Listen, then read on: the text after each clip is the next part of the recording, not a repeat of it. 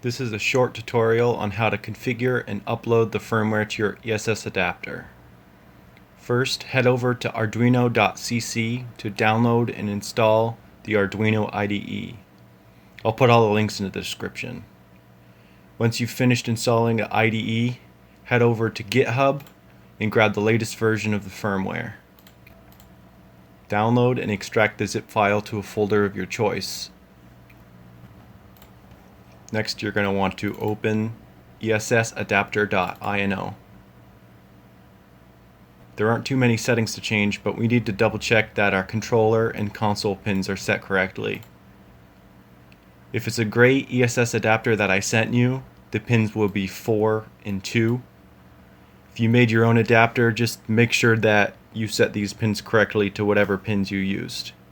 If you really wanted to, you could permanently disable input display or trigger threshold by commenting out these lines, but there's always a way to disable them with a button combo. So typically you would just leave these on.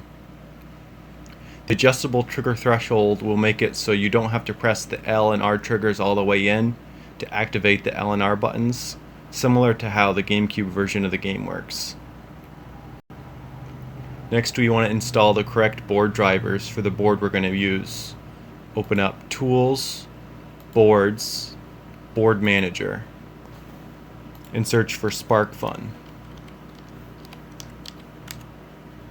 We want to install Sparkfun AVR boards, and then close out the manager. Next, select the correct board, Tools, Boards, Sparkfun AVR boards, Sparkfun Pro Micro. If you were using an Arduino Uno, it would be under Arduino AVR boards, Arduino Uno.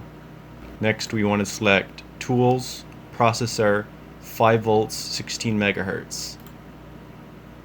At this point, you want to plug in your ESS adapter with a known good USB cable and go to Tools, Ports, and select the new COM port that shows up. It's typically the highest number. Once we've selected the correct port, we can just click the Upload button.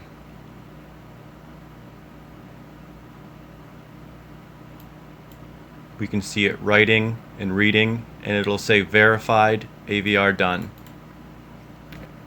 If you get a screen that looks like this, then everything worked great and you're done.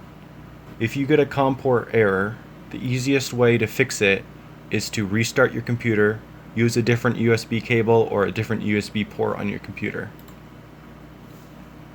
You can use the IDE serial monitor to view the output of your controller and help you change settings.